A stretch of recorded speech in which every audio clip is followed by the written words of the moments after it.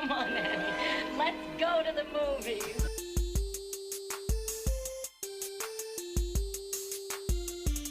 This is the Cinereelists episode 559. My name is Kyle. My name is James. And we're here to talk about movies, movie lists, and movie obsession for the next hour or so. It's going to be another classic Kyle and James episode. Yeah. Yeah, no Zach this episode. Nope, he wanted to be here, but life got in the way. Yep, life found a way. To keep him from coming on the podcast. Isn't that what Dr. Ian Malcolm was talking about? It definitely was. Yep. Life finds a way to keep you off the podcast. Yep. And then I get to play this. Hi, Kyle. But Kayla's here. Right. We still have a SWE representative. Right. On the podcast. As long as one is here, the podcast can continue. Sure. Definitely. Well, welcome to the podcast, Kyle. Oh, thank you, James. But this brings me back to the summer of 2020. Oh, everyone's favorite memory. If people want to relive any portion of their recent life, it's the summer of 2020. Yep. The Kyle and James solo podcast era. Yep. Just you and I, week after week, talking movies. Figure out what the heck's going on in the world. Yep. Between pandemic and Rudy Giuliani, we were having a good time, I thought. I got to say that there's I like doing the podcast for many reasons. One of them is that it's nice to have like something on the schedule to just hang out with people. Yeah. Like no matter what's going on in the world, literally no matter what's going on in the world. I mean, I'm sure there's something that could be going on where we wouldn't be able to record, but through a pandemic, we kept the schedule. Mm-hmm. And I think from a mental health perspective, it was helpful to me anyway to continue a thing that was normal for me. Oh, yeah. Well, and you invited me to join the podcast during the pandemic.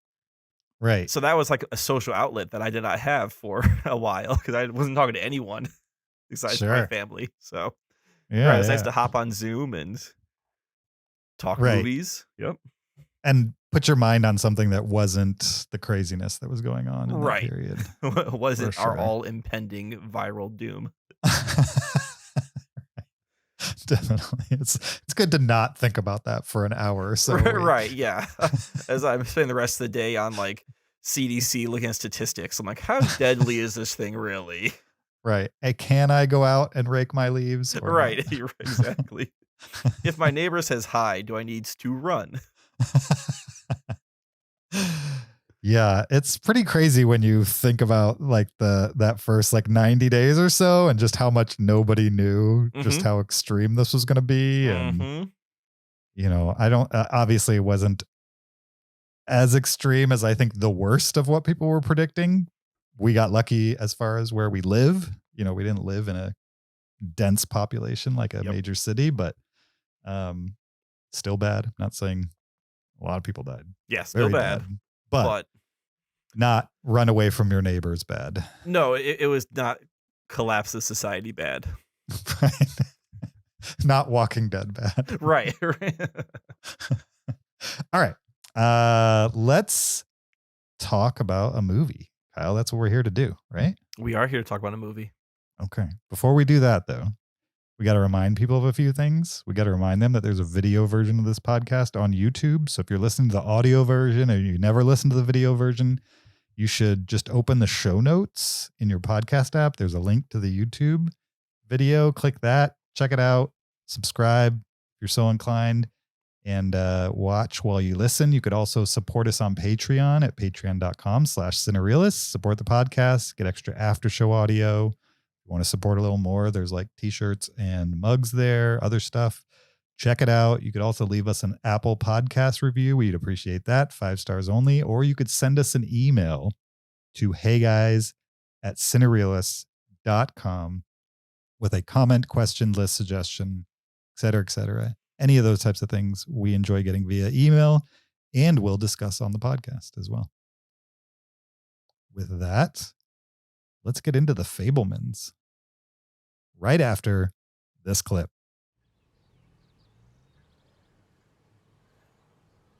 It's a lot. Huh?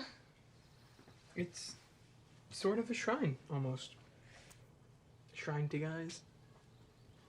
Lots of guys. They're sexy. I guess. I mean, not Jesus. Jesus is sexy. Isn't that like a sin or something? I don't know. He came to us as a man. A handsome young man. He could have come as a girl or an old man or someone with leprosy, but Well, nobody knows what he really looked like. probably he looked like you. Oh, because he was Jewish. A handsome Jewish boy. Just like you. That was The Fabelmans, a 2022 American coming-of-age drama. Directed by Steven Spielberg and written by Steven Spielberg and Tony Kushner. The Fabelmans stars Michelle Williams, Paul Dano, Seth Rogen, Gabrielle LaBelle, and Judd Hirsch, amongst others.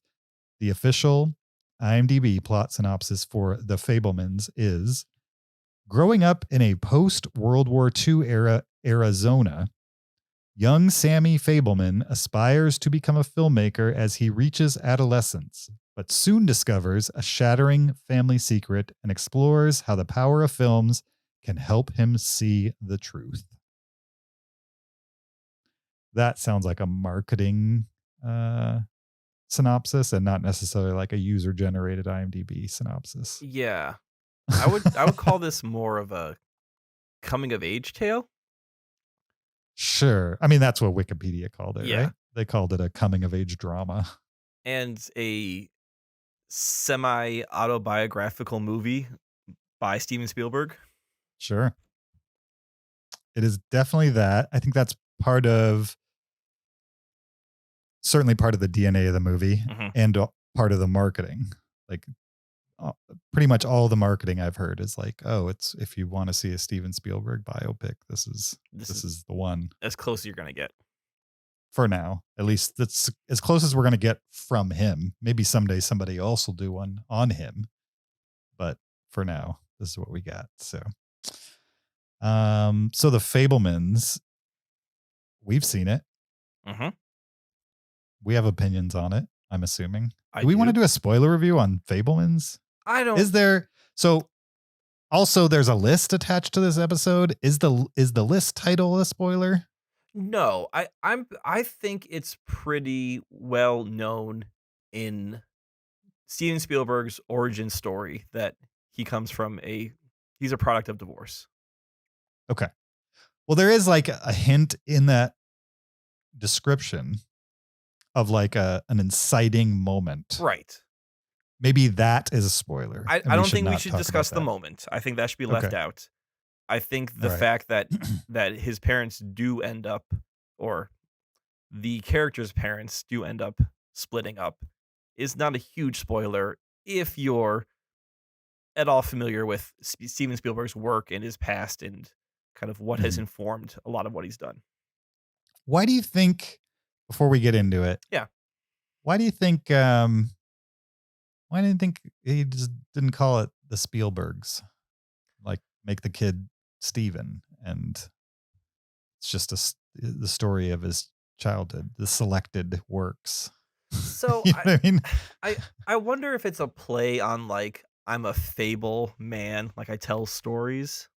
Sure. Right. So that's part of it. And then his religion, his Judaism, is also central to his story.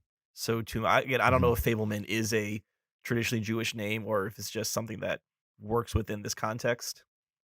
So I'm thinking it's kind of a play on a couple things, and mostly being like, I'm a fable man. I tell stories in that sense. Gotcha. So you think I think that way he can also make it not 100% autobiographical. I bet you 75% of what we saw was based on something that he experienced as a kid.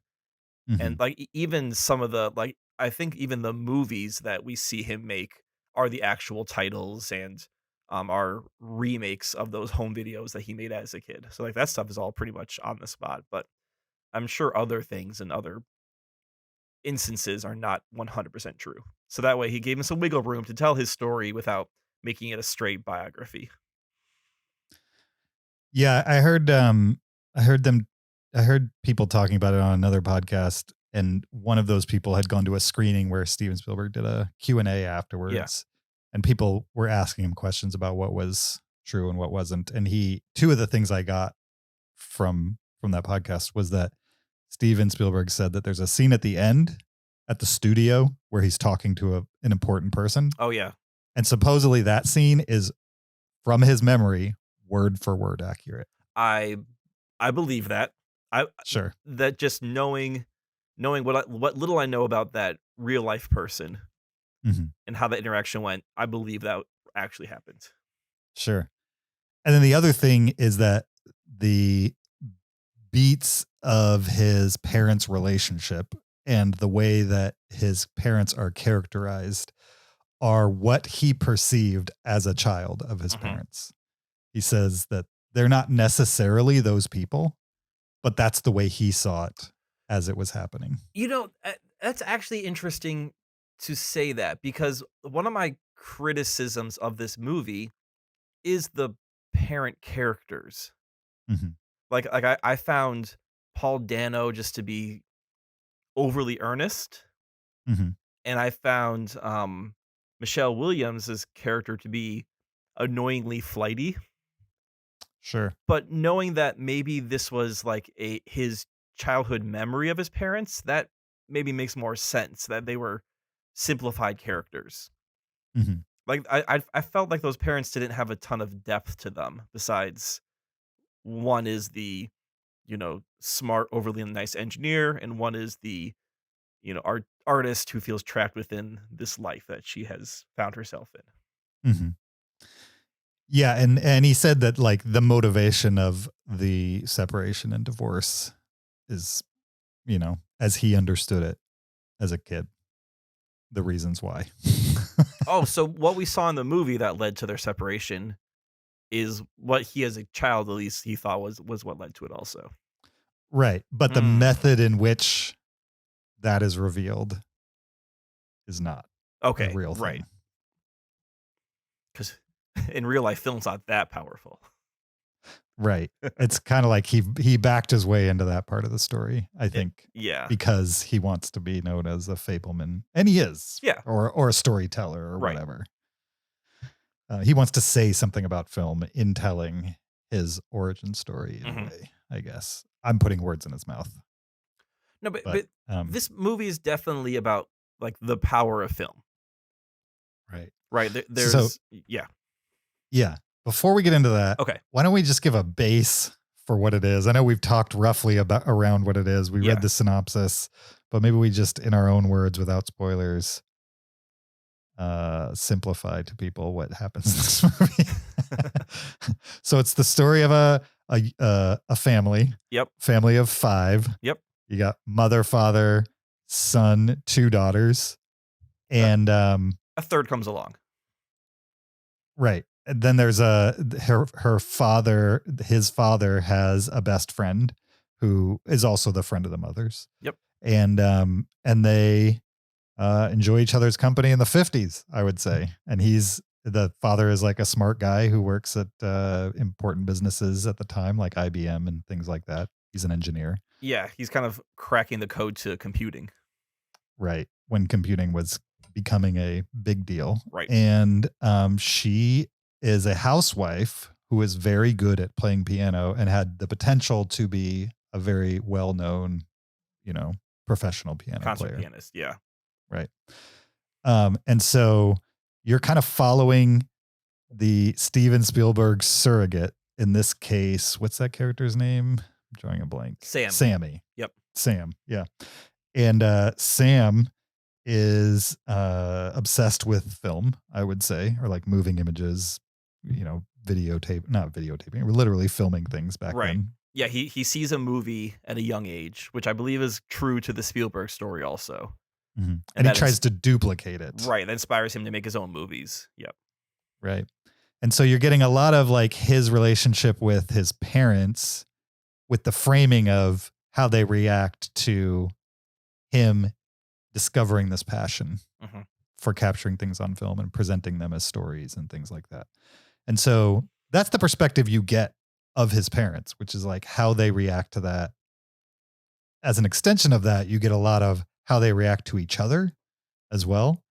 But it's in glimpses, I would say. Still Sammy's story, and his parents are a part of the story, but his parents aren't the story until they become the story.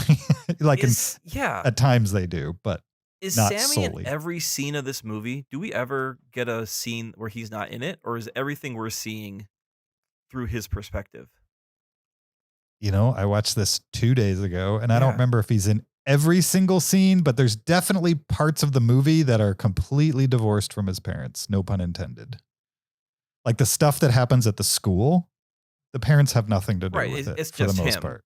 Right. It's But just like, him. So you never really go off with the father or the mother to go do their own thing. You're always with Sammy for the most part. Right. Yeah. But I don't think there's ever a scene of two people talking that aren't Sammy, and Sammy's not in that room. I don't think so either. I would say like every single, at least major scene, he is in it. So it's definitely, this movie is all from the main character's perspective. Well, over the course of the movie, there's some marital strife. There's some growing up. There's some anti-Semitism as he moves schools after they make a big couple move. times as his dad gets more successful.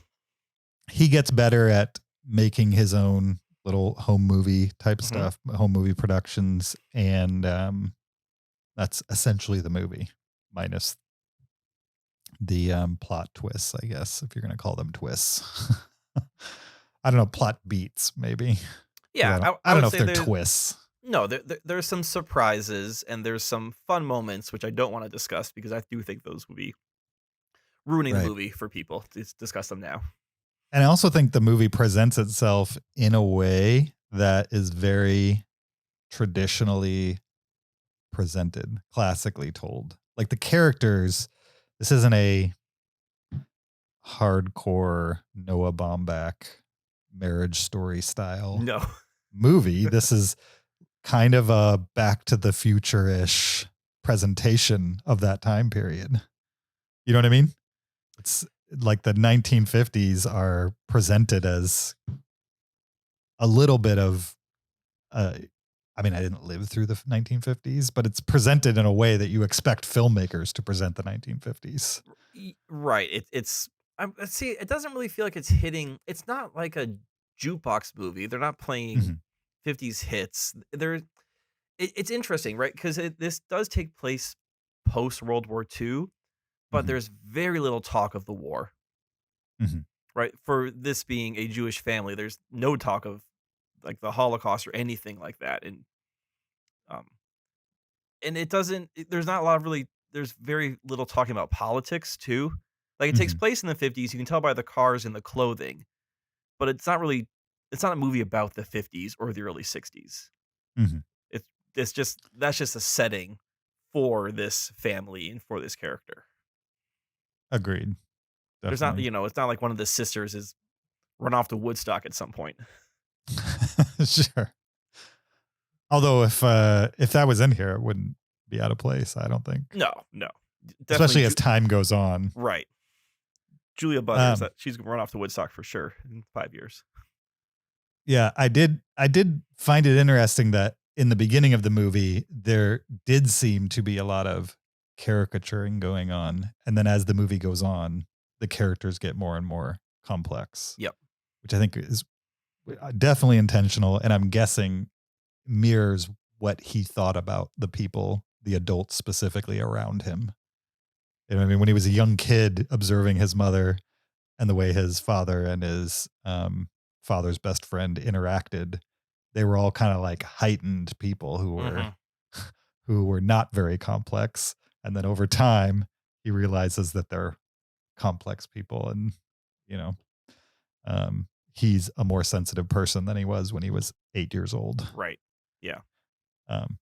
So that all being said, what did you think of it? I think I'm a little mixed on this movie. Okay. Yeah, I don't think there's anything wrong with it per se. Mm-hmm. So it's not a bad movie. There wasn't any parts where I said, "Oh, this was stupid," or "Why are we seeing this?" or "This seems over." Like, when I saw the trailer for this movie, I thought it looked really schmaltzy and like Mm-hmm. saccharine, and it's not quite there, but it definitely has. I don't know. It does have like a level of cheesiness to it at times, Mm-hmm. like Yeah. when the mom's dancing in front of the car lights. Oh, you thought that part was cheesy? It went on for a long time. Okay. And I kind of mentioned some of the performances I found a little heightened, but now that kind of makes sense. They start out really heightened. Right. And then I think over time I'm not sure the performance changed, but like the context changed around them to fit the heightenedness. Yeah, exactly. Yeah. And you are kind of learning that there is some pretending going on, Mm-hmm. which informs what you see beforehand. So, but I guess I wasn't picking up on that in the moment. As we talk about it, that makes more sense.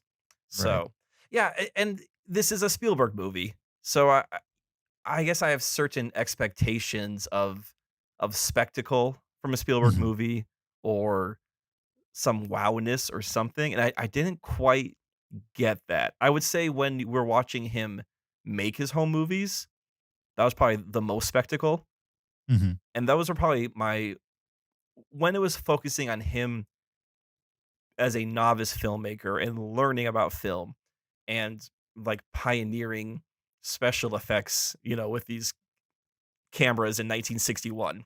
Mm-hmm. I thought that was when the movie was at its most interesting because it was really focusing on Spielberg as a filmmaker. Mm-hmm. And then when you get to the family stuff, obviously a ton of that informed who he is as a person, and you see a lot of what he went through as a child bleed over into his movies that he made as an adult, Mm-hmm. through 70s through now. But since it's like his personal story and since it's so personal to him, it just I didn't find it super engaging. Like, it was interesting to see kind of what was going on, but I don't know. I was kind of missing of like, where's the spectacle? Where's the Spielbergness to this? I'm just Mm-hmm. sort of seeing a family falling apart. Sure.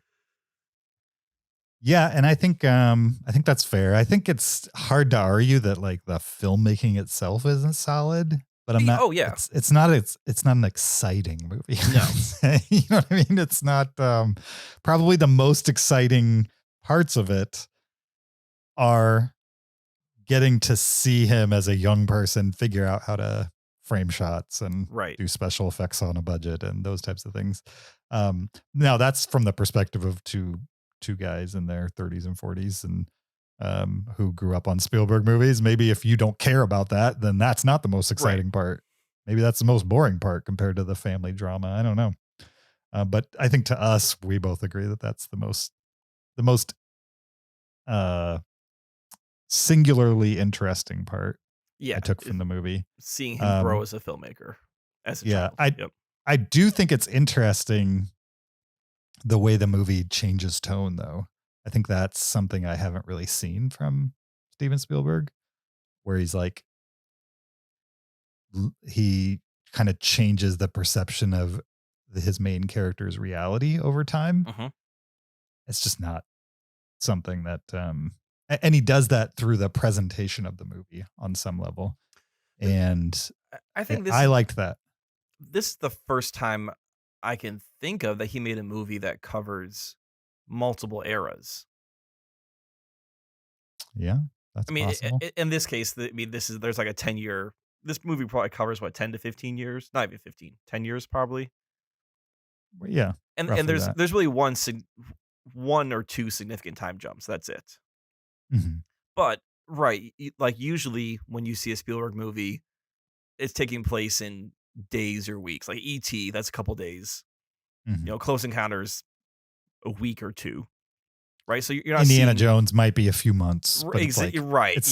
It's contained though. But no one watches Indiana Jones for the plot, character development, or anything like that. So right. Yeah. Like, man, Indiana Jones really grew in those couple months. But right, this is a case where you are seeing a character, especially a kid, who, when they're 7, has one view of their parents and their family. Mm-hmm. And then as they become a high schooler and you get into that, then that does start to shift as they learn more about their family and just become more wise to the world. The only one I can think of, the only other Spielberg movie that covers a long period of time is The Terminal. The Terminal covers like 30 years or something crazy. No, like not that. 30 years. How long was he in that terminal? It's a long time. In real life, he was in that terminal for a long time. In the movie, I would say he's in that terminal for a couple of years, tops. No. I thought they followed the pattern. The real guy was 1988 to 2006. How many years is that? 28 years. Okay. Now I'm trying to see. Wait till 2006? 88 to 18 years. 18 years. Yeah. In the movie,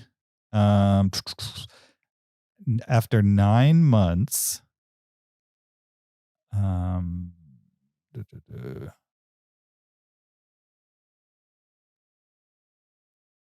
right. In the movie, it's only 9 months. Yeah. Do you know that the real guy moved back into the airport after he left?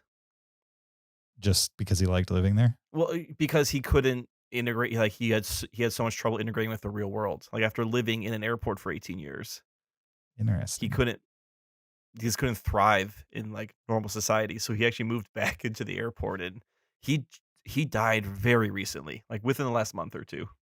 And he may have died at the airport. I mean, people who spend a lot of time in prison have similar issues. He was a prisoner. Military. That's what he was. Yeah, people who are in the military for 20 years and then try to adapt to civilian life. Sometimes it's difficult for people. Yeah. Makes sense. But Tom Hanks, he was fine in the terminal. 9 months, Catherine Zeta-Jones, got back, no problem. Sure. Yeah. He had a perfect life in the airport. Right. All right. Yeah. So this is one of the few movies where it's covering a span of time and we're seeing that character grow over that span of time. Right. Yeah. I really enjoyed the movie. I had a good time with it. Mm-hmm. If you ask me what I want from a Spielberg biopic, which I know this isn't a Spielberg biopic, which I think is probably why he didn't name it. He didn't claim it was. Is that I don't mind seeing this part of the story, but I'm kind of more interested in the Hollywood drama of, young guy. Like when he directed Duel, he was super young. Oh yeah. They started giving him movies and he was like in his mid-20s, which was very young to be making movies as big as he was making them. And they were hitting, so they just kept throwing budgets at him, and he basically wrote his own check almost from day one. So I'm sure there's lots of interesting stories to be told there, and that's not this movie. Absolutely, 100% not this movie. And so if you ask me what I want from a Steven Spielberg biopic, it's probably that stuff. But what's here, I think, is a solid family drama with an interesting perspective and a little bit of intrigue because of the Spielberg connection, and certainly well made and well acted. The acting choices at the beginning confused me, and then later on I understood it and respected the choices. I think the final sequence pretty close to the final sequence, that conversation towards the end that he has at the studio, was amazing. I kind of wish there was a bunch of those. I like that part. I really liked his high school girlfriend. Yes, I thought she was a great character, and she added a little bit of levity to. I mean, this is a pretty serious movie. It's not deeply serious, but there's not a lot of laughter in this movie, especially when he's home with his family. It kind of felt like it was it was a little goofy at the beginning when it was like a solid movie from the 1950s and everybody's heightened and, you know, just talking loud and in sound bites. And then it got serious during the dancing at the camp. Yep. Then the high school sequence with the girlfriend and stuff like that brought it back to a little, you know, less serious. Yep. And then you get serious again, and it had a nice flow to it. In my there was opinion. a monkey. There was a monkey. Yeah. Great. They used the Friends recipe. I wonder if that's true to life. If his mom really got a monkey. Or was his mom just kind of becoming erratic? So so he represented that through this. I got a monkey, like Ross Geller did. Yeah. I thought it was an interesting portrayal. I know we're going to talk movies that with divorces in them later, but I thought it was an interesting depiction of a divorce in that there wasn't a whole lot of fighting or back and forth or hatred or any of the types of things that I think a lot of times movies that feature divorce might present, or why people get divorced. I haven't known too many divorced people in my life intimately enough to know what went on behind the scenes, but most of them were not like very relaxed. I would say, you know what I mean? There's normally like a pretty harsh inciting element, and those people needed to not be together type of thing. Whereas in this one, it was like, these people are not necessarily clashing in that way. They're just not providing each other enough to continue this. Well, but I mean, there is one big thing that is in the way of their marriage. Right, and, but I don't think that's why they separated. I don't know. I mean, we never see like the fight that leads to, like we just see them and say to the kids, "We're getting a divorce." Right? That's like, true. So maybe we don't see what happened 10 minutes before that or the night before we got there. Right. So maybe again we're seeing what young Steven / Sammy's perspective of what was the information that was given to him. Maybe he never saw the big fights either. And the way it was presented to him was this way. Right. And so that's how he wrote Sammy's character, was never saw big fights, never saw anything physical. Never saw anything like that. Just they gave this as the explanation, and that's how it was. Like he obviously knew something was not right, but it went from something doesn't seem right, and there's this thing going on to we're getting a divorce. Sure, we don't have to get too personal, but do you still talk to your parents like on a regular basis? I'm just curious. Oh yeah. I mean, my parents live close by. We see them weekly, if not every couple of weeks. Sure. Do you remember? Because I definitely do remember when they went from like your parents to like complex people with their own, you know what I mean? Because to me, it actually happened later in life. Like in my mid-20s was when I actually consciously thought about like, oh, they're not perfect. You know what I mean? Some of the things they told me as a child maybe could have been done a different way. You know what I mean? Yeah. They did great things. I'm not saying they did anything wrong, just that they were my parents and not people. Right. Until that you get old enough to evaluate them as people and you drop the parents' side. Yeah. I don't know. I would say somewhere in my 20s is when like we started talking less as like a parent-child relationship. Mm-hmm. Yeah. I wonder if that's the reality for most people. It's probably more how I would guess, at least in my life, it wasn't until I tried to start to engage them in that way that they responded with more information. Like, I don't remember them trying to have that relationship with me. It wasn't until I was like, okay, I'm going to start treating you like a friend of mine. Right. Yeah. And not my parent. I will tell you things that I previously would have not told you, not for fear of anything, just you don't need to know. Mm-hmm. You know what I mean? Yep. Like there were things that I knew that I didn't want to talk to them about because I don't want to hear their opinion on it because I already knew their opinion on it.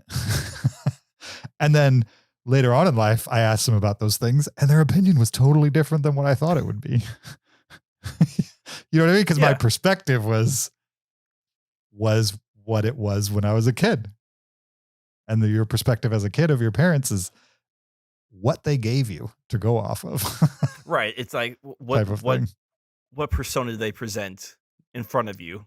Right. Because there's definitely, I know I'm a parent now. There's definitely times where I'm like, we have to talk about this away from our child.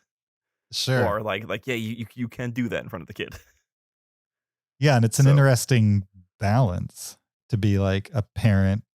You want your kid to listen to you and not run into the street when a car's coming. You know what I mean? Like you want them to respect you as an authority figure, but also at some point you have to make that transition where you want them to respect you as an individual as well. Yeah. Yeah, it's interesting. And I think this movie plays at some of that over the course of time. Like it's clear that the father throughout the movie has very little motivation to connect with his children on a personal level. Mm-hmm. He's fine dictating to them what he thinks they should do. He'll give in if they push back, especially with the mother, encouraging him to give in. But he doesn't seem to want to connect with them on a higher level. Through the movie, he sees the benefit of a child connecting to a parent on a higher level. Like when he tries to get him to create the film of the vacation.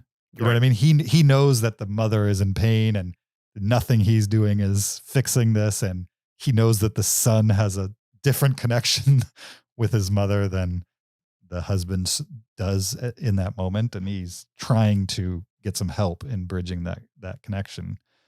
And so I think there's just a lot being said about like child parent dynamics here that I thought was interesting. And how it grew from this very idealized 50s heightened representation that kind of slowly, as far as those parental child relations, slowly melds into like closer to an adult child to adult, relationship. And that was I liked all that. That was kind of marked by their move to California also. Mm-hmm. Where like when they're living with, I think they started in New Jersey, but they quickly moved to Arizona. Like when they're living in Arizona, that seems to be more of the idyllic life. Mm-hmm. And at that point, it's either late 50s, early 60s. And then they move, they have a house and their friends are there, and he's out in the desert shooting movies. Then they move to California, and they live in a rental for a while, and there's pretty anti-Semitic bullies at school, right, for being this close to World War II having ended. Or I guess at this point we're talking 15, 16 years since World War II. Mm-hmm. So like these kids were born either during the war, right after the war, something like that he's in high school with. Yeah. Anyway, so, and right, as you see that change in family dynamic, you're also seeing that change in where they're living. And partially them being moved is what's affecting the family dynamic on top of it. Mm-hmm. Yeah. I also really liked the cinematography on this one, which is kind of surprising because this is the guy he's been using lately that just doesn't do much for me typically. It's the West Side Story guy. Yeah, but I thought this was pretty good. I mean, this is the guy who did like Janusz or Janusz something. Yeah, Janusz Kaminski. That's right. That's how you say his name. He did Tintin, Warhorse, Lincoln, Bridge of Spies, BFG. The Post was good. Not flashy from a cinematography perspective, but Ready Player One, West Side Story, and now this. I mean, if I had to pick two, Fabelmans, I think looks good. Lincoln looks good. Warhorse looks good, but the movie's just too long. You've seen Tintin, haven't you? I have, but it's animated. Like from a cinematography perspective, I don't know if it's much to crow about. I disagree. I mean, it's so much of his motion capture though. Yeah. Yeah, no, I do think, right, even though there's not a ton of like actual camera, I think there's enough mocap and enough decisions being made that the cinematography matters in that movie, and I think it stands out. It's a good one. Yeah. I'm not saying it's not a good one. I just don't, when I think about it, I don't think about more about the action sequences, which I guess is cinematography related. But and I thought Bridge of Spies had good cinematography too. It does. Yeah. I mean, this is the same guy who did cinematography for Saving Private Ryan and is that guy Schindler's also? List. Okay. You know what I mean? He did other good Spielberg things, but lately he's been on a run with Spielberg that I don't necessarily. They're not my favorite Spielberg movies for sure. They all have a look, right? It's just sort of like the colors that he uses. I would say that Spielberg movies look cooler now in color tone. Yeah, I don't know if it's a digital thing. It could be, but I don't know. They're not quite as warm looking. Like even Saving Private Ryan, which is so desaturated, still has this like classic feel to it, right? Especially that last scene when they're in whatever the French city with the tanks and everything. I mean, those are all 35 millimeter films. Yeah, that's a good. So it might just be a film versus could be a digital thing. That's a good point. Yeah. Yeah. I don't know. Anything else for Fabelmans? Yeah, I do think we should do a spoiler chat. Okay, that's fair. That's fair. Because I want to talk about that final scene. I definitely want to talk about Seth Rogen character that we've avoided, I think, successfully.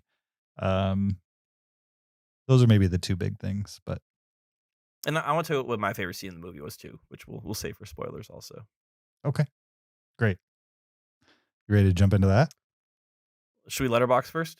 Yes. Okay. I gave The Fabelmans a 4. I think I'm a 3.5. Okay. Maybe because it's Spielberg. If this was not a Spielberg movie, it might have a 0.5-star bump, but I think I grade Spielberg on a curve just because he's one of those directors. You know, he's one of my favorite directors. I grew up on his movies, so I might have a certain expectation of what he's giving me, even though he's 40 years into his career. Sure. All right. A 3.5 and a 4 for The Fabelmans. If you'd like to hear a spoiler discussion on The Fabelmans and you're listening via a podcast app, just continue listening after the end of the podcast. We'll go right into spoilers for The Fabelmans. If you are watching this video on YouTube, look in the description of this video and there will be a link to the spoiler discussion right there waiting for you. All right, it's time to discuss our top 10 movies featuring divorce. Let's rank some movies. Oh my goodness. Let's go, Kyle. Let's rank some movies. I found this list pretty easy to make. I'm not 100% sure that every movie in my list actually has a divorce. And most of them do. But maybe some of them are people headed for divorce. Some of mine definitely have a separation of some sort. It may not be an actual divorce, but right, it's a family or a marriage that is falling apart. Definitely. And the movie may be exclusively about that, or that may be an inciting moment that kicks off the rest of the movie. Not all these movies are like these aren't all Kramer versus Kramer, which I have not seen, so will not be on my list. Yeah, I mean, the majority of mine are about a divorce. Some of them, divorce is a big part of the story, but not all of it. And some of them aren't necessarily even about the divorce, but the divorce plays a hand in it, if that makes sense. Yeah. Anyway, let's do it. Why don't I start with my number 10 from 1993, Mrs. Doubtfire. Your number 10? Yeah, so I'm guessing that means this is higher on your list. And it's probably because you have love for Mrs. Doubtfire that I don't have. I mean, we may or may not find out later in this list. Okay. Well, I guess we will find out. May or may not find out later in this. Okay, so Mrs. Doubtfire. I know a lot of people really love this movie. I don't not love it. I mean, yeah, I don't not love it. I don't love it. I like it. I just don't love it. This is a movie I saw once, have not seen again since the mid 90s, probably early to mid 90s. Movie came out in 1993. I'm sure I watched it in a movie theater. And it's fine. I don't have super strong memories of it. The memories I have of it are probably more from clips that were played over the years, the drive-by fruiting of it all and stuff like that. I don't really remember the divorce elements other than the fact that it's a part of the setup of why Robin Williams is cross-dressing on screen as, Mrs. a big Doubtfire. boned housekeeper.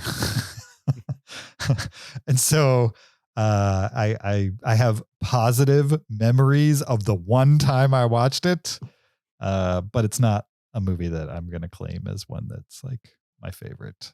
And I'm fine if other people do, for sure. It's not a thing I'm into as it currently stands. My number 10, Mrs. Doubtfire. Well, that movie may come up later in my list. Or may not. Alert, it will. Or may not. Oh, how dare you? Well, there's no point to do this anymore. So my number 10 is a 2016 movie called Bad Moms. This is starring Mila Kunis, Kristen Bell, and Katherine Hahn, as well as Christina Applegate, Jada Pinkett Smith. I believe those three women, Mila Kunis, Kristen Bell, Katherine Hahn, are all moms who are either divorced or single parents who decide to just start partying it up, living their life. Mila Kunis is the main character. In the beginning of the movie, she catches her husband having an online relationship with a person over the internet. They get a divorce. And then she's like, you know what? I'm going to start partying now. I've been this goody two-shoes my whole life, and now I'm going to live it up with my friends. And this is a fun, somewhat gross-out comedy. They made a sequel called Bad Moms Christmas, which is not as funny, but I found Bad Moms to be quite entertaining for what it is. I've seen that movie. I like it too. Yeah, it was funny. I think did it make me laugh? Did it entertain me for 100 minutes? Yes, it did. It's about as funny as Mrs. Doubtfire. No. In my book. Yes, because that's your number 10. All right. Well, from two funny films to a movie that is not funny at all. There's literally zero humor in my number 9. It's 2017's Loveless, which I think is a fairly underseen movie that's really good. It's a drama from Russia. I believe it's in Russian. I'm not going to tell you who directed it or who starred in it because I will butcher their names, guaranteed. But it's about a divorced couple who is sharing custody of their young son. And while the husband has his visitation, the child is kidnapped. And so these two people who have separated, who don't get along, but have moved on in life, you know what I mean? Like they just communicate because of the son and the passing back and forth, the visitation, but they have their own separate lives at this point. They have to come together and find their son, essentially. They have to get involved with each other again under a very stressful situation. And there's a lot of blame throwing, as you'd expect, since it was on the father's watch.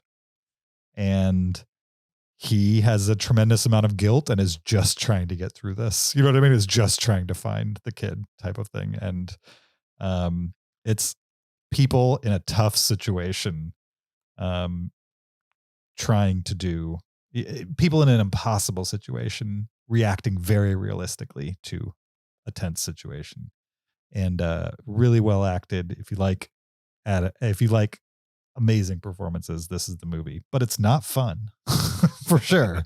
It's not Mel Gibson screaming, "Give me back my son" over the phone. Yeah, it sounded like Ransom at first there.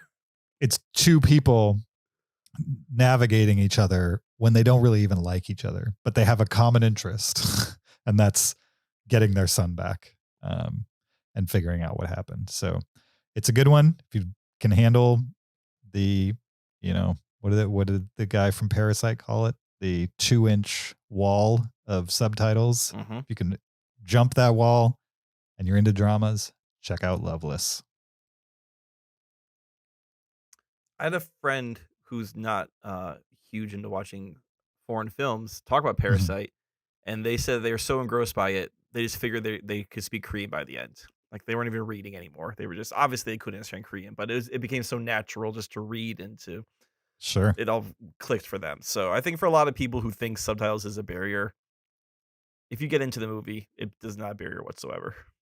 Not to me. I mean, when I watch most movies at home, I turn on the subtitles. I like reading subtitles, even if it's in English. No, that's not why. How dare you? No, it's because of bad audio mixing, so it's just harder to get it. You want to hear something crazy? I tweeted this out this week. Did you see? No, I don't go on Twitter as much as I used to anymore. So somebody linked an article, and this was the title and the sub headline. Yeah.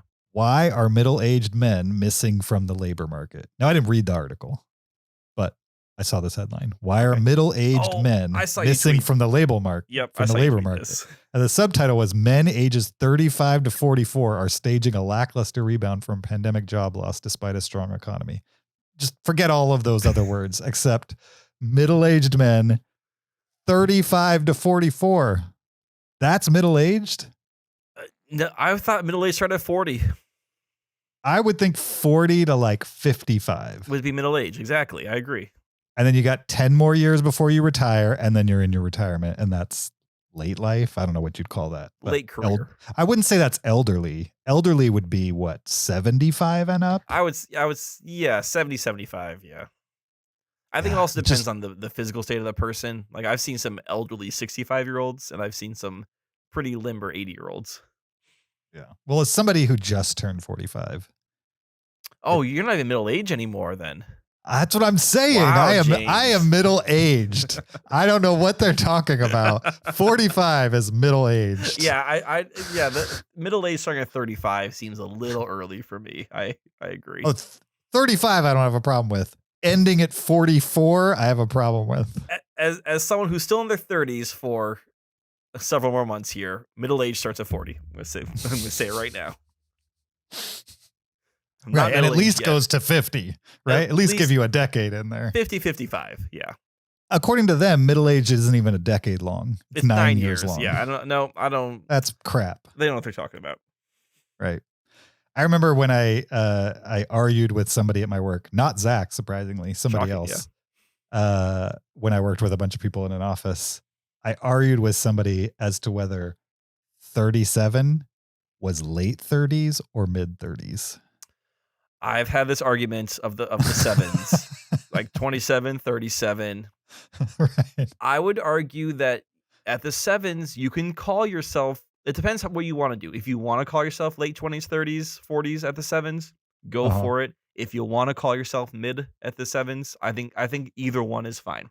So you think it's a neutral zone, that there's no real answer. Zone.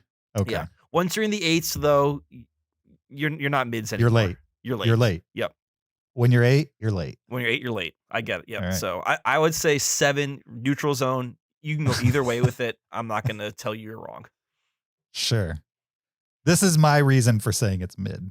Okay. Because you got 40, right? Yep. Or let's use the 30s. Okay. No, 40s is fine. So 40, if you're 40, you're in your 40s. Yeah.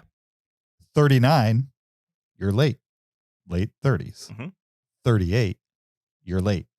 Those are 2 years, right? Yeah. Then you got 37 and 36, right? That's 2 more years that should be attached to mid. Mm-hmm. Then 35 is directly in the middle. Yeah.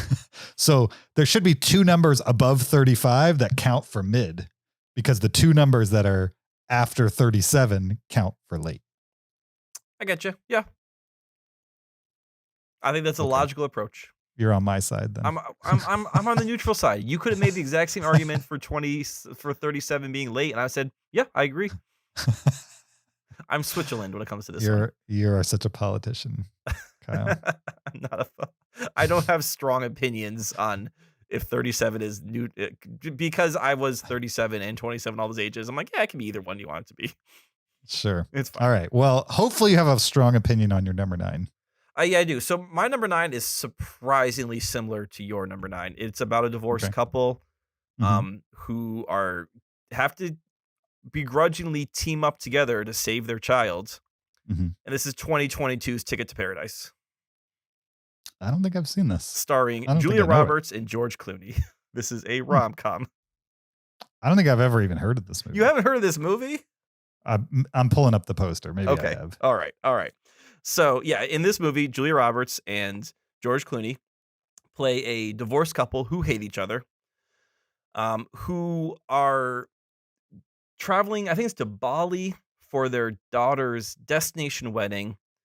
She, took like a gap year, lived in Bali, met a boy or a man, and decided to get married. And the George Clooney and Julia Roberts decide that they cannot allow this wedding to go forward because she is too young and this has been too short of a relationship, and they don't want her to make the same mistake that they made to get married and then hate each other, and hijinks ensue. This movie gives you exactly what you want it to give you, and that is charming people in a beautiful location being pleasantly funny. Megan and I saw it on a date in the theater because we were like, "Ooh, let's go see. This seems like a fun movie." And we usually when we go to the movie theater, I have like our theater has something where you can like buy a popcorn bucket for $25 at the beginning of the year, and every time you use it, it costs $5 to fill. And I've done the math.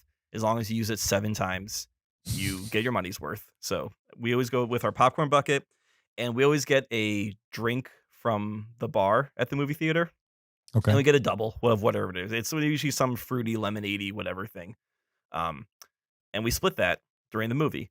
And for whatever drink, reason, you mean like an alcohol? Like an alcoholic drink, yes. Oh, yes. Okay. Yeah. Oh, yeah. So you guys get sloshed while you watch a movie. Well, I mean, usually we're splitting it. It's like we get the double, but we are sharing it. So we're not getting sloshed during the movie. All right. However, I was being inadvertently a bad sharer during Ticket to Paradise and ended up a little drunk halfway through this movie and just turned to Meg and be like, "I think I'm drunk." She's like, "Yeah, I think you are." And I had a great time. So if you want to see Ticket to Paradise, get a big bowl of popcorn, get a little tipsy. You're going to love this movie. I just realized, because I looked it up, that this is like a brand new movie. I'm sure you said that. I'm sure you said that, but I'm just, for some reason, I thought when you said George Clooney and Julia Roberts, I was thinking like, mid 2000s or something like that. Oh, but no, this is a new movie. This is a new movie, and George Clooney and Julia Roberts are as attractive as ever. Nice. They age, but they at the same time they don't, or they age very gracefully. Mm-hmm. My number 8 is, speaking of aged, from 1974. Let's just see how many good transitions we can come up with. Okay, we'll go for it as we go down this. I'll work a good one in. This is Scenes from a Marriage. Mm-hmm. This is an Ingmar Bergman movie.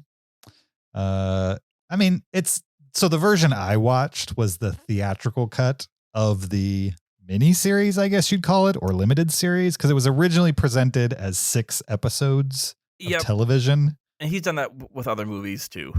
Right. And then he took those 6 episodes and cut it into one relatively long movie and then released it theatrically. So the version I watched was 167 minutes, which is an hour or 2 hours and 40 some odd minutes. Mm-hmm. The original television version is 281 minutes. So at some point I thought maybe I'd go back and watch the TV version, but have not done that. And it's probably been 6 or 7 years since I originally watched it. So probably will never happen. But anyway, it's a somewhat autobiographical movie in that Ingmar Bergman used experiences he had in his own marriage, put it into this miniseries that he recut into a film later. And it's a talkie. It's 2 people in a relationship over the course of, I forget how long, maybe a decade or so, having discussions, having fights, having makeup sessions. That sounded weird. Having discussions where they make up. yeah, it's pure acting and pure kind of relationship drama, and it's not necessarily what I would think would intrigue me or keep my attention, but certainly did in this setting. I think I haven't seen too many Ingmar Bergman movies. This is one of them, and it kept my attention, even though there's not a single explosion in it. And for that, I'm making it my number 8. Have you seen Fanny and Alexander? No, but I did see that come up on a lot of lists about divorce. Divorce and Christmas. I would say it's Christmas adjacent. Yeah. Yep. And Christmas. Yep. So could watch that one too. Well, since you said the word divorce, I might as well talk about my next one. That's the best I got. It'll get better. It'll get better. Okay. All right. My number 8 is it's a French movie by I believe a Polish director, and this is Three Colors: White. This is the second of the Three Colors trilogy. This movie stars Julie Delpy, who you probably would recognize as the only actress or person you recognize in this movie, and then a guy whose name starts with a Z and a B is the other actor. I'm not even going to try and pronounce his name whatsoever. So, but in this movie, good call. I'm looking at it right now. Yeah. But we'll call him by his character name, which is Carol. So at the beginning of this movie, Carol and Julie Delpy get a divorce. Julie Delpy is the one who instigates the divorce because she does not love her husband. They've been married for a short amount of time, and because he is an immigrant, he is basically left destitute. He doesn't get anything from the divorce. He doesn't get any money, any of their assets. He has to actually smuggle himself back into Poland out of France. That's kind of the state that he's left in. So he comes up with this elaborate revenge plan to get back at Julie Delpy for leaving him and for divorcing him. And it's not so much like I want to harm her revenge plan. It's more of I want to, financially ruin her how she financially ruined me kind of aspect of it. So this is of the Three Colors trilogy, it's probably my least favorite one. It's not a bad movie, but it's my least favorite one. It's still made my top 10 list. It is a little interesting that this whole movie is told from the male perspective and how, he has to get back at her for everything that she did to him. So I do wonder, I saw this movie several years ago. I do wonder how this movie holds up now as we have much more deeper conversations about misogyny and male gaze and yada, yada, yada. Sure. But it was a movie I do remember enjoying, and it's probably the most thrilling of the Three Color trilogy. Really? Not my favorite of the three of them. Yeah. Interesting. So I believe I've seen 2 of the Three Color trilogy. You've probably seen Blue and Red. Right. Yep. Yeah. Seen Blue and Red. I still need to watch White. Somebody made the mistake of telling me that they don't have much to do with each other. Really? No. There's some themes, but there's not a continuation of story. No. So they're each named after a color of the French flag. Mm-hmm.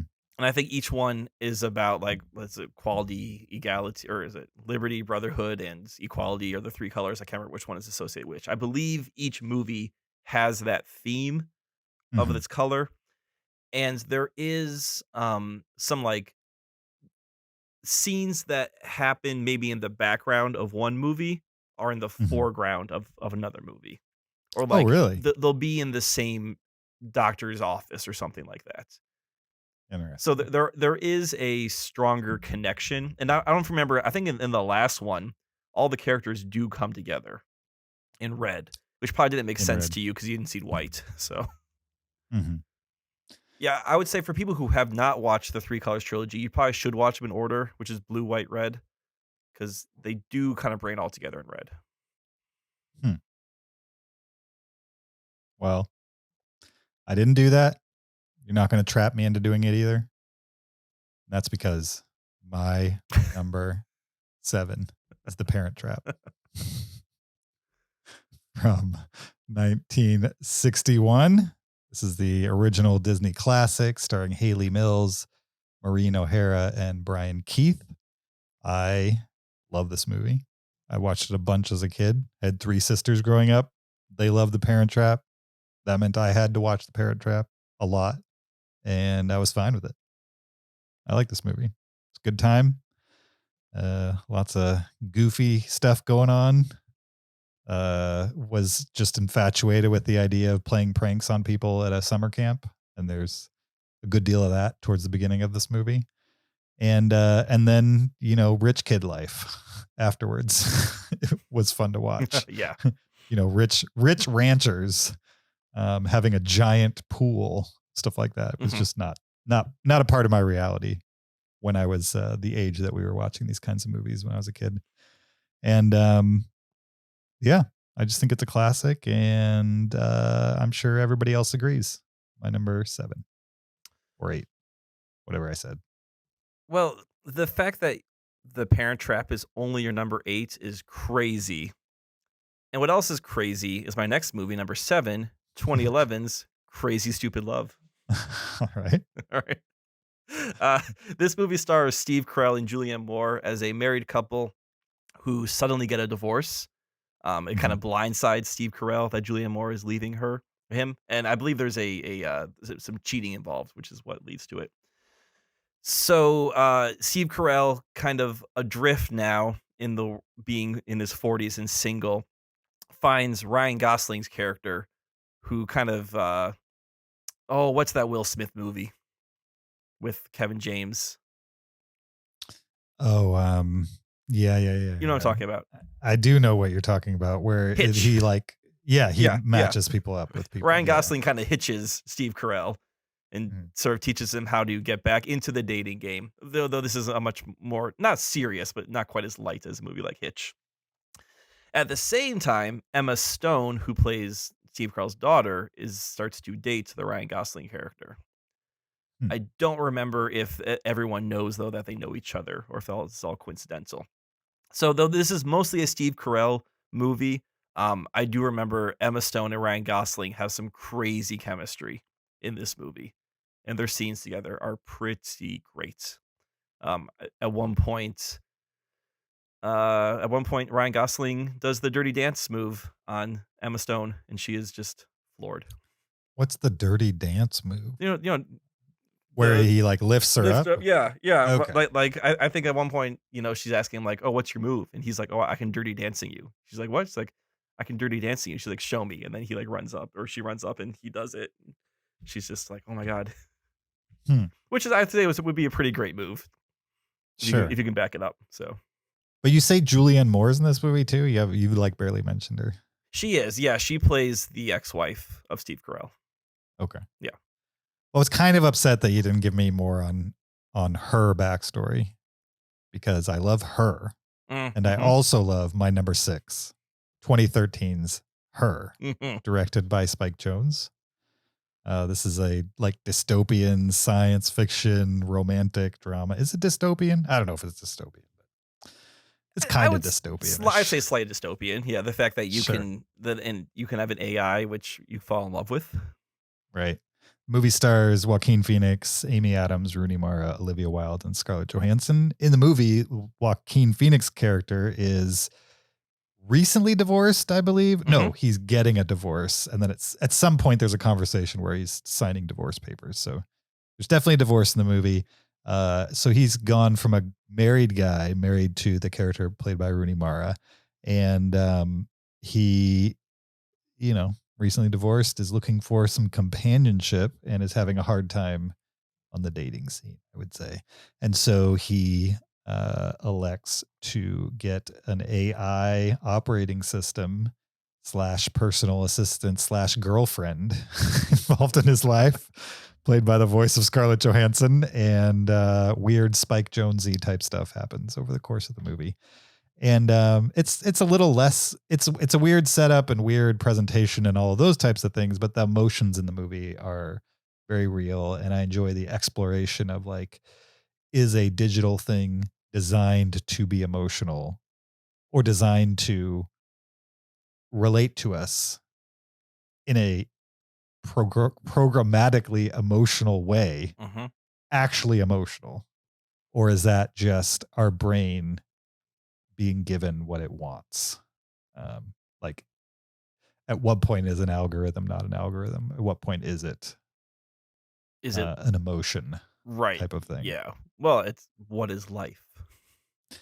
Right. Right. Is life an algorithm when you boil it down? Are ones and zeros all that different than cells? I mean, I don't know. If cells have off and on, then yes, ones and zeros and cells are the same thing. Yeah. Anyway, I like the presentation of the movie. I like all the acting. I like her in general, and that's why I put it on my list. Mm-hmm. Yeah. Well, I mean, it's in her, Scarlett Johansson definitely traps Joaquin Phoenix into a odd spot. Similar to my number 6 movie, the previously mentioned The Parent Trap. Oh, okay. Yeah. Sure. Yeah, and this is also the 1961 version. Not the Lindsay Lohan version? Not the Lindsay Lohan. I have seen the Lindsay Lohan version. So have I. I've also seen the Mary-Kate and Ashley version. Oh, I have not seen that. Well, I will not see that. I don't know how many kids you were babysitting in the 90s, but I was. So, okay. Yes. In fact, here's going to be the sad thing. Here's the order I have seen the Parent Trap movies now. Mary-Kate and Ashley, Lindsay Lohan, original Haley Mills. You watched the original last? I watched the original last, yes.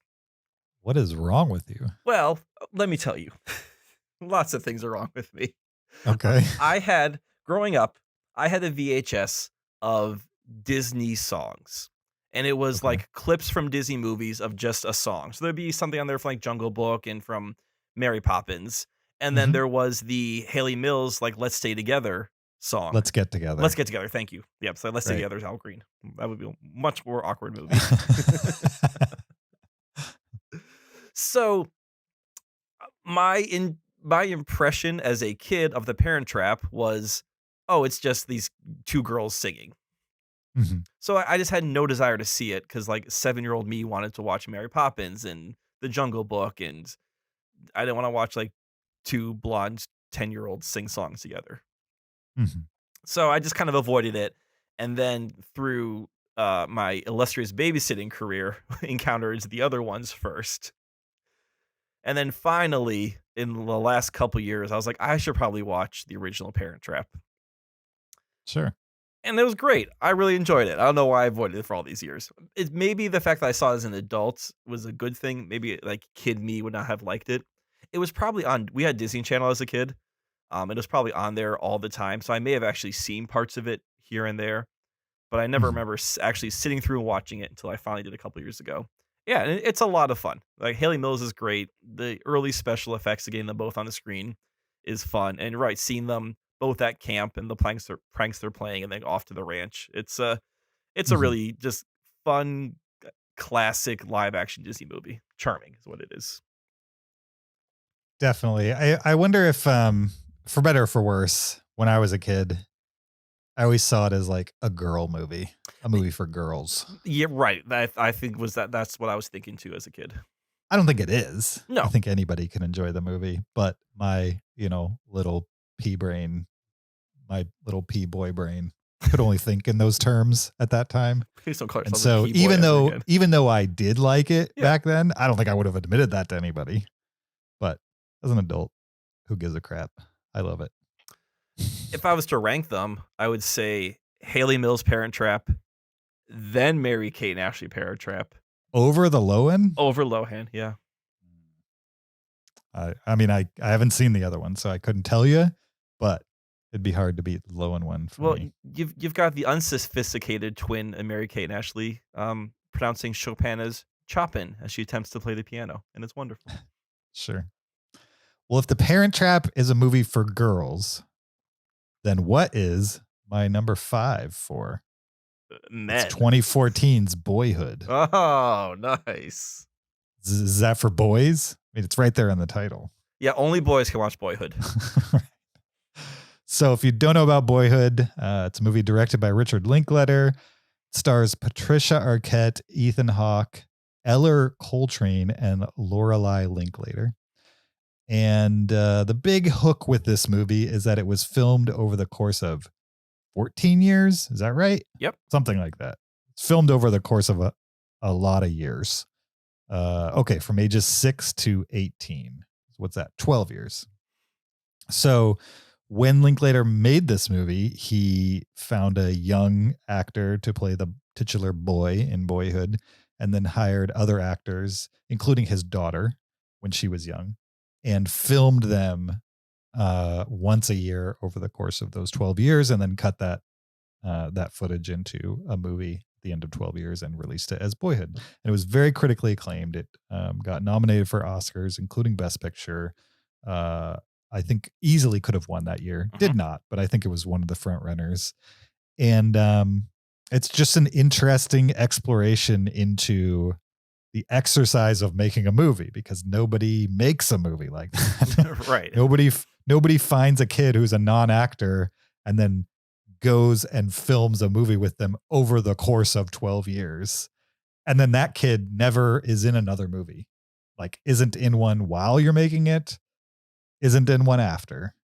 He's just a kid that, like, you kind of put his life as he was growing up in the movie. And he, Linklater, consulted all the actors, including the non-actor at the core of the movie, and tried to integrate things that were actually happening into their life into the story. And some people, I think it's a little meandering because of that. I liked kind of the true to life vibe the movie gave me, that there's only a couple moments in the movie that feel like potentially they're manufactured, but there's never a high point in the movie, which sounds weird.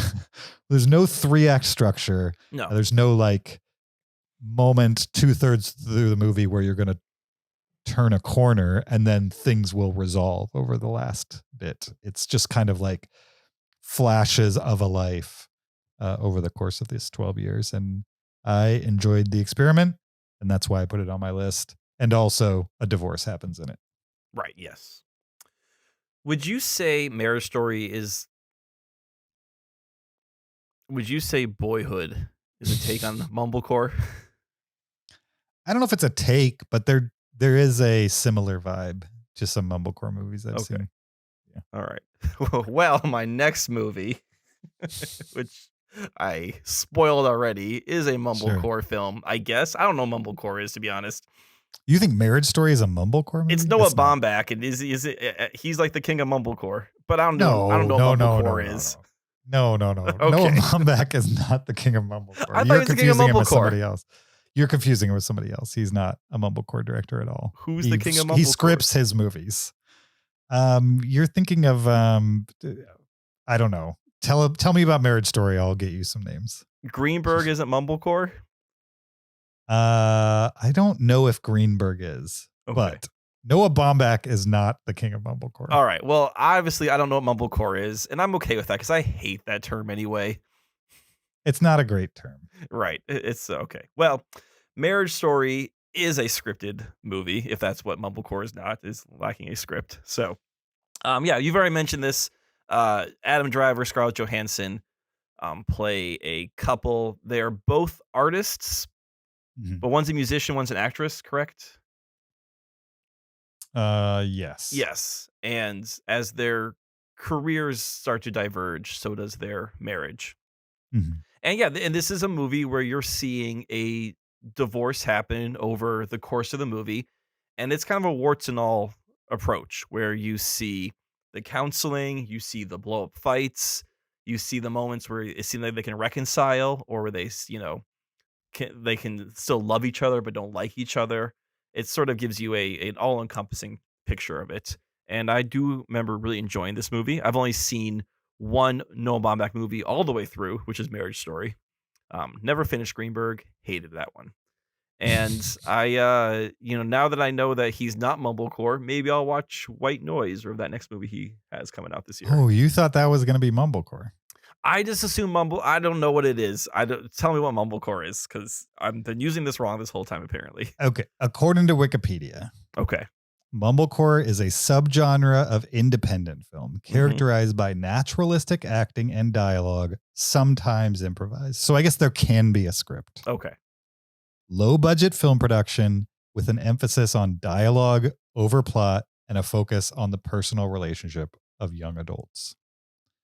Some of the directors they give for the mumblecore genre are Lynn Shelton, Mark and Jay Duplass, which is probably who you were thinking of, is the Duplass brothers. Greta Gerwig, who's married to Noah Baumbach. Maybe I was thinking of her then, yeah. Right. Aaron Katz and Joe Swanberg. Although they add on Wikipedia, in many cases, though, these directors reject the term. Well, yeah. They claim they're not mumblecore.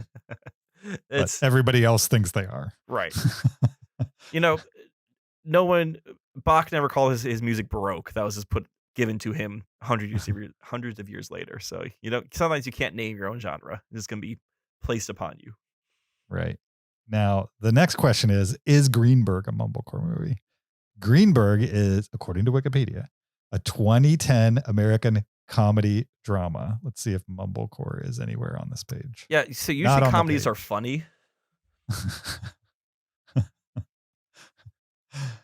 Okay. If you really want to explore the genre, you need to explore the subgenre of mumblegore. Mumblegore. Which are horror movies that are filmed in the style of mumblecore movies. Can you imagine horror movies that focus on the dialogue and not the plot? Yeah. Let's talk about this zombie that's approaching us. Right. I feel like someday you and I should do an offshoot one-off episode where we compare like micro genres of film to micro genres of metal. I'm sure we'll find some connection between the two.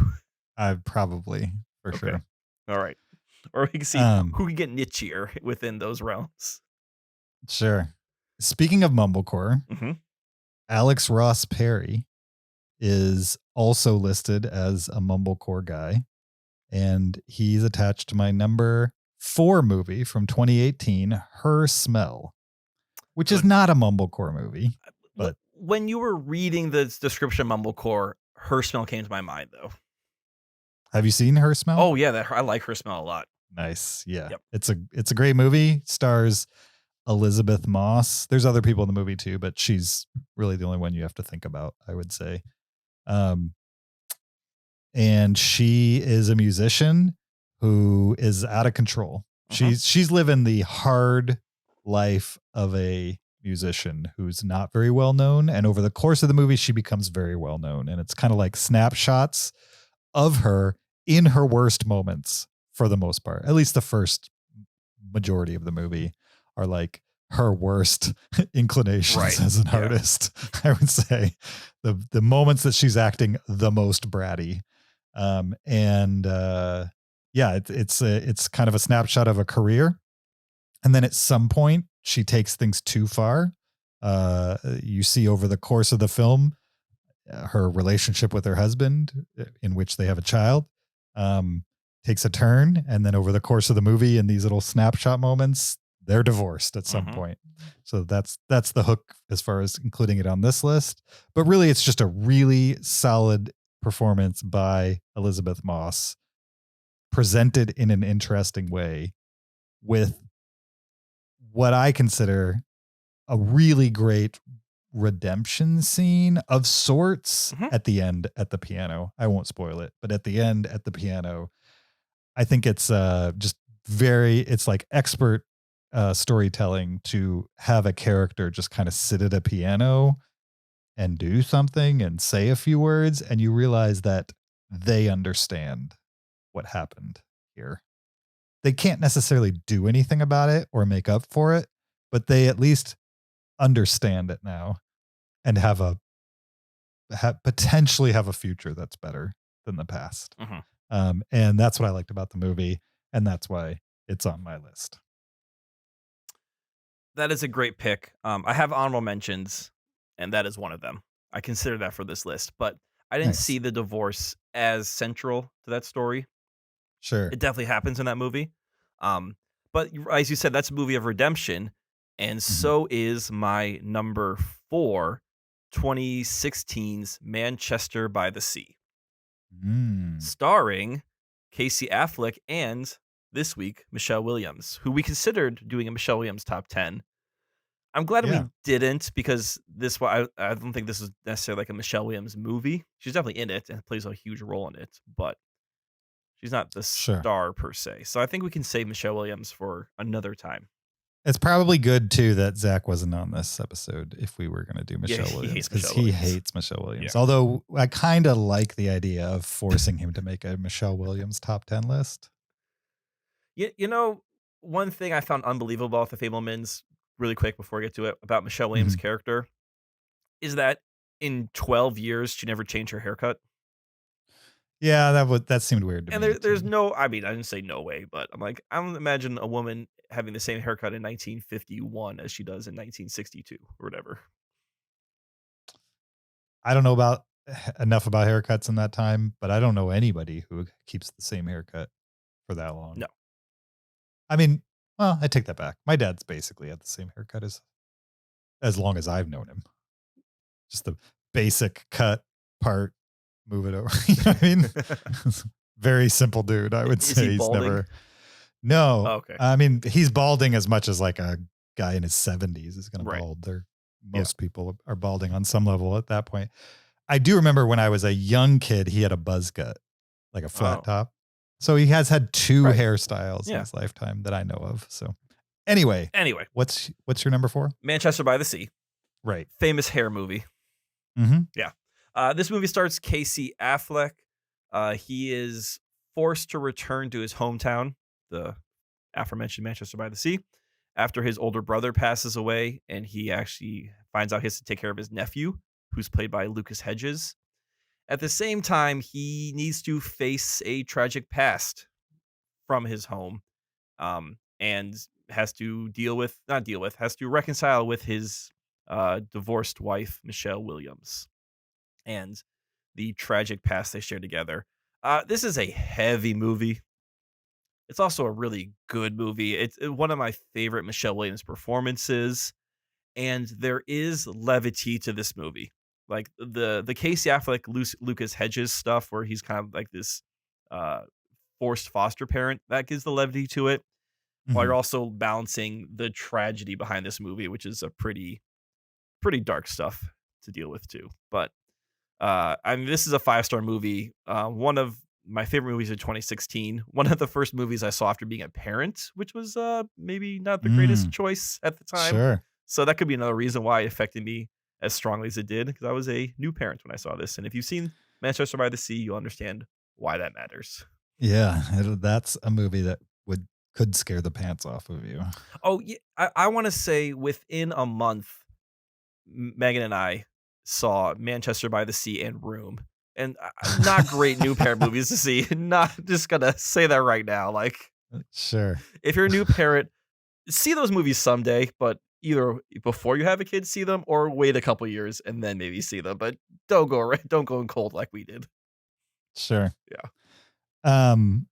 I did not consider Manchester by the Sea, but that is absolutely a movie that has divorce in it as part of what's happening in that movie. Oh yeah. And it's also a movie that has roads in it, just like my number 3, which is actually titled Thunder Road. It's also a movie that has roads in it. It's not really the point of the movie. The point of the movie is this guy who's a cop. I've talked about this movie on the podcast. You have, yes. I've stumped for this movie on the podcast. It's on my watch list because of you. I have not watched it yet, but well, you should watch it. It exists there. It's 92 minutes long with credits. It's a short one. I think it's more of an access issue. This is not a well-released movie. I don't know about that. It's been around. How about you talk about it? I don't know. I'm going to look it up and see when it's streaming. Okay. Because if it's streaming, you're watching it. Well, if it's on Pluto TV, I'm not watching it. Why not? It needs to be on a real streaming service. A real streaming service? Yeah, what's a real streaming service? Like something where you pay money so you're not getting ads. I'm not watching Pluto TV where I get an ad every 10 minutes for like, I don't know, some no-name wireless service. Sure. Well, let me tell you, this movie has a 97% on Rotten Tomatoes. So there's a 3% chance I'm not going to like it. 3%. Yeah, there's a 97% chance you might like it. And it stars and is directed and is written by Jim Cummings. He plays a police officer who has recently gone through a divorce, and his mother dies. And he is an insecure person, I would say. He doesn't know how to relate to people. And that's not a great quality for a police officer, I would say. It's not being able to relate to people. And the movie starts off with like a 15-minute sequence of him at his mother's funeral. And he's trying to give a eulogy for his mother. And it just goes horribly wrong for him. And then the rest of the movie plays out. It's definitely a movie about a guy who's falling apart. Mm-hmm. His world is falling apart, and he is trying his best to hold it together. And everything he tries backfires on him, I would say, because he's his own worst enemy, essentially. And it's a comedy drama for a reason. A lot of the situations he gets himself into or makes worse are comedic. It's a unique movie, I would say. Mm-hmm. It's made for almost nothing. Like $200,000 is the publicized budget. A lot of it is presented as single take performances. So it's not a single take movie throughout, but thank God. But a lot of the sequences are single take, but not flashy single takes.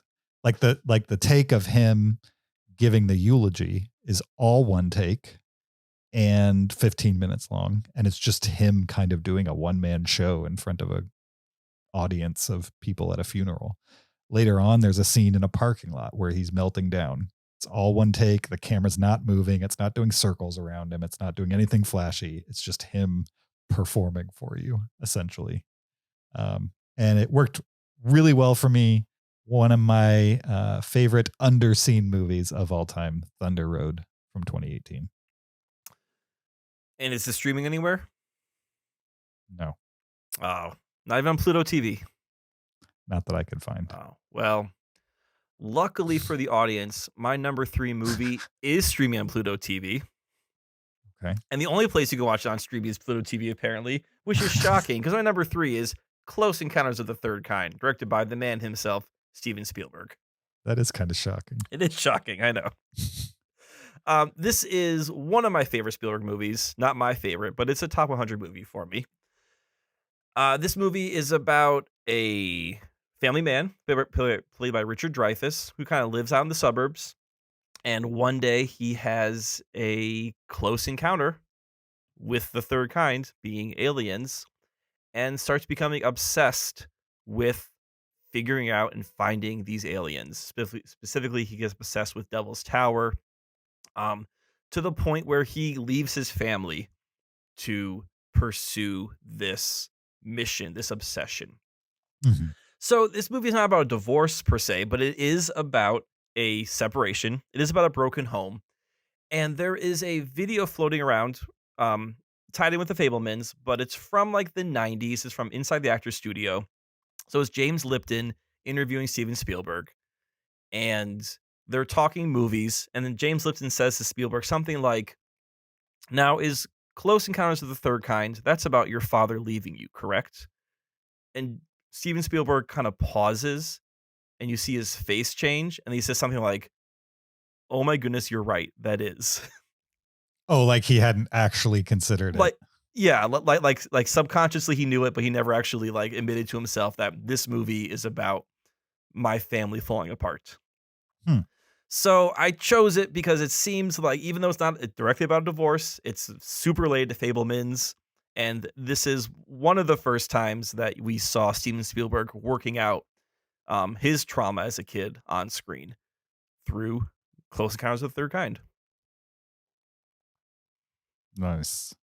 I enjoy Close Encounters. I don't really remember it as a divorce movie, but I'm sure it's in there. I'm not doubting you. I mean, there's never a divorce. And it's one of these movies where like you'll see some analysis and they'll be like, man, Richard Dreyfuss's character is the worst. Like he leaves his family, he's obsessed, blah, blah, blah. And I'm like, I think that's the point. I don't think he's supposed to be the hero of this movie per se. And I don't think Spielberg was trying to make him the hero, at least subconsciously. Yeah, but that movie has a good story. Just like my number 2, Marriage Story from 2019. This is a movie that you already mentioned. You already right? Wasn't this on your list? Yeah, it's like two spots ago for me. Yep. Directed by Noah Baumbach, Scarlett Johansson, Adam Driver, a bunch of other people. I like this movie quite a bit. If it's another straight relationship drama. It's super well acted. I think there's probably 2 scenes that stand above all the rest, and but without the setup of all the kind of innocuous buildup, those 2 scenes wouldn't hit quite as hard. There's not too many movies that can kind of completely remove me from my current reality. You know what I mean? Like that can just get me to put my phone down and not think about anything else that's going on in life. If a movie can do that for me, I think it's pulled off a magic trick. And Marriage Story definitely did that. And again, did it without a single explosion or a lightsaber or any of those types of things. Not a fantasy film, I guess is what I'm saying. That's like building a world for me. It's literally just 2 people and you're experiencing their relationship. And then when the movie hits those high points, it's just so well executed and realistic that I was completely sucked in. And that's why Marriage Story, not only about a divorce a lot, but also a great movie. My number 2. What chance is it that there is a YouTube edit out there of that famous fight between Adam Driver and Scarlett Johansson, but with lightsabers? Pretty high. Okay. I would guess. Maybe. I don't know. Or maybe he has the Kylo Ren helmet on or something. I don't know. There's got to be a joke where it's like Black Widow versus Kylo Ren or something like that. Yeah, just having this screaming fight. I wish you were dead. Yeah. Sure. Yep. Yeah. I mean, that is definitely about divorce, but about so much more than just the divorce. And so is my number 2 movie, 2011's A Separation. Oh, okay. Yeah. Have you seen this movie? I have. Yes. Okay. Yep. So this is a Iranian film. And the central plot is about a couple who wants to seek a divorce. And they have to go through, being that it's a different culture, a different country, just seeing the bureaucracy and the steps that they need to go through to get that divorce is very interesting. They're also not a very religious family in comparison to the Iranian government, right? Or that traditional aspect. So they also just have to navigate the religious connotations of what they're doing, even though for them it doesn't really matter. But it's also about sort of a peek into Iranian society in general. And you see, as they consider this a divorce, sort of what is the almost trickle-down effect of it. Like this family is a bit wealthier, so they have a poor family who work as sort of in-home servants. Well, if they get divorced, they can no longer employ this family. And so like they're considering that. This family that also lives with them is much more religious than they are. So you kind of get their judgmentalness of them, of the choices they're making. So I mean, this movie it's about a divorce, but it also just kind of gives you this really encompassing and what I assume to be realistic look at Iranian society, especially in the mid 2000s. Yeah. This movie was definitely Oscar nominated and probably won Best Foreign Feature in the year it came out. Yeah, I don't remember if it won, but it did win. It did win. Okay. It won in 2012. Well, I like A Separation for sure, which is good news because it's not too far separated from my number 1, which is A Separation. All right. 2011. I don't have much to add. You synopsized it very well, for sure. Again, relationship drama, but there's just so much intrigue around the process versus what I know the process to be here in the United States, and like all the ins and outs. The idea that she doesn't have a whole lot of agency in this happening, and yet he's treating her as an equal, even if the society isn't. Yeah, I thought that was interesting. Just kind of the disconnect between two modern people living in this society and their view of how things should happen versus how the government's going to play it out. I thought that was interesting. And yeah, just really well done movie. Super interesting to watch. Emotional, realistic. Loved it. My number one. Also separated by the fact that it's the only movie on my list that is over 4 stars. Really? Yes. Everything else is 4 and below. The lowest is Mrs. Doubtfire at 3. I mean, it's funny you say Mrs. Doubtfire because my number one is, and maybe that was a softball pitch right there to me. It was not. Okay. I'm happy to pitch you a soft one. We'll go for the alley-oop right here. My number one, Mrs. Doubtfire. Nice. Definitely one of the first movies I remember seeing that was about divorce. I was probably 10 when this movie came out. Incredible Robin Williams performance. Both him in costume as Mrs. Doubtfire and his just performance as I think Danny is his name as Robin Williams. Sally Field is great in this movie. I remember as a kid, Sally Field was the bad guy of the movie because she wants the divorce. She wants to take the kids away, and like Dan, sure. He just wants he's just the goofy, funny guy. He wants to be the goofy, funny dad. You're right. And then I saw a meme recently, and it was something like, as a kid, I hated Sally Field for wanting to divorce Mrs. Doubtfire. But as an adult, I now realized he brought a goat into the house. Sure.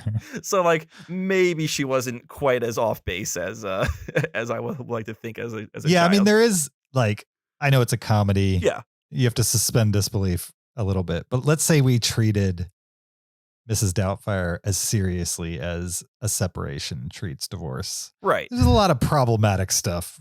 Oh, he does in that movie. Right, for sure. Like if beyond cross-dressing, lying to his kids and ex-wife. Yeah, he tries to kill Pierce Brosnan with shellfish or no, with something. Yeah, spice or something like that. So yeah, it's but it's also like one of the first movies where I realized that Robin Williams is a really good actor. He has this monologue which has always stuck with me, and I don't know why, but it's I remember it, where he's in court proceedings. I think this is after the gig is up and the court's about to take away his children, give him like supervised custody, which he probably deserves given everything that happened. But he says something like, "You can't take away my children. It's like taking away air." And I just thought that was such a poignant line and something written by a parent. Now being a parent myself, like just the, imagining something as terrible as that. So like for being a comedy, like this also has a very serious take on like the love a parent has for their children. And has a guy cross-dressing as a British nanny. So, Do I need to give serious question? I want you to think about this seriously. Yeah. Do I need to give Mrs. Doubtfire a second chance, or is there a good chance that I'm going to leave it and it'll be pretty much the same as my memory of it? And I mean, I'm going to move on and not attach myself to it in any real way. I don't know. It's a 90s comedy, so I think you know what you're going to get out of it. Okay, so I'm not going to see it. You doubt I'm going to see it as more than that by the end of it. You might see the Robin Williams dramatic performance in it that we saw more from him later in the 90s and into the 2000s. I think you might start to see the beginnings of that. Which part? The Insomnia Robin Williams or the after photo? Like 1 hour photo. Like 1 hour photo? Yeah. Yeah. Not like the creepy part of that, but just the fact that like he can be a dramatic actor. Okay. Yeah. Interesting. Now, this is also a movie I have not seen since the 90s, so I'm also riding a little nostalgia high on this. I could watch it again and be like, oh, okay, this is... But I imagine that nostalgia will carry me over the threshold on this one.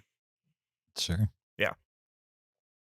The quick take on 90s movies. I saw Father of the Bride for the first time with Megan over the Thanksgiving break. I'd never seen it before. And it was fun. It was a fun 90s movie. You had never seen Father of the Bride? Never seen Father of the Bride. There's a lot of gay jokes in Father of the Bride. Yeah, you definitely have Martin Short and B.D. Wong playing up gay stereotypes. And then when we got done, the suggestion was, oh, now you should watch Father of the Bride too. And then I was like, Megan's like, do you want to watch that one? And I looked at it, I'm like, wait, let me guess. Both the daughter and Diane Keaton are pregnant. And she goes, uh-huh. And I'm like, and he has to deal with the fact that he's going to be both a grandfather and a father to a baby. She goes, yep. And in the end, do they go into labor on the exact same day in the same hospital? He has to run between the two rooms. And she goes, like, I think I've seen this movie. I don't need to watch it. Not that I have actually seen it, but I think beat for beat, I got this movie figured out. You could predict everything about it. Exactly. So, yeah. Like, I've seen enough 90s comedies to know where this is going. Yeah, I mean, I wouldn't say the Father of the Bride series is known for its unpredictability. No. In general. But I think, oddly enough, I think maybe those are two movies I've only seen once too. But I watched them in the moment, in a movie theater type of thing. Yeah. Seems like a movie my family would have gone to see in a movie theater.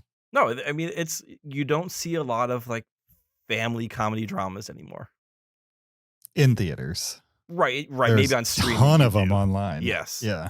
But in theaters, you don't. And it was just kind of nice to go back to the era of like, here is a light comedy we can enjoy for 100 minutes.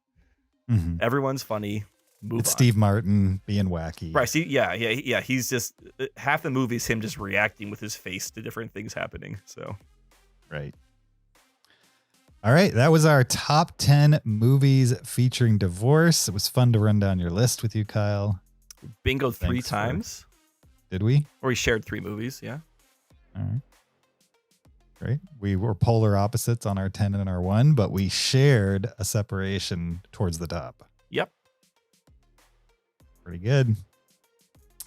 Thank you for joining us for this episode. This episode 559 of the Cinereelists. We appreciate your listenership. Don't forget, you can find this podcast on YouTube. Go there, subscribe to us, support us on Patreon, patreon.com/Cinereelists. Leave us an Apple Podcast review or send us an email to heyguys@cinereelists.com. You could also follow us on social media on Twitter, Facebook, Instagram, or TikTok @Cinereelists, or you can follow me on my personal Twitter or Letterboxd account @YoJRB. You can find me on Letterboxd @PeterSKB. Next week, we will be doing our annual Christmas movies episode where we watch 3 Christmas movies or Christmas related things that none of us have ever watched. The movies we've pre-selected include Spirited, which is the new Will Ferrell movie. Will Ferrell, rather, movie. Chiwetel Ejiofor. It's on Apple TV Plus. If you want to pre-watch that before next week's episode, it's sitting there waiting for you. Another one that we've pre-selected is I'll Be Home for Christmas, which stars Jonathan Taylor Thomas of Home Improvement fame, amongst other things. That movie is on Disney Plus. If you want to stream it there, it's sitting there waiting for you. And the final and third movie was a documentary that we can't seem to find access to. So for now, we're cutting that one. We're going to come up with a third movie. We don't know exactly what it's going to be, but it's a mystery. That one will have to be a surprise for you guys. So look forward to that next week. We'll see you there. Until then, keep it Cinereal.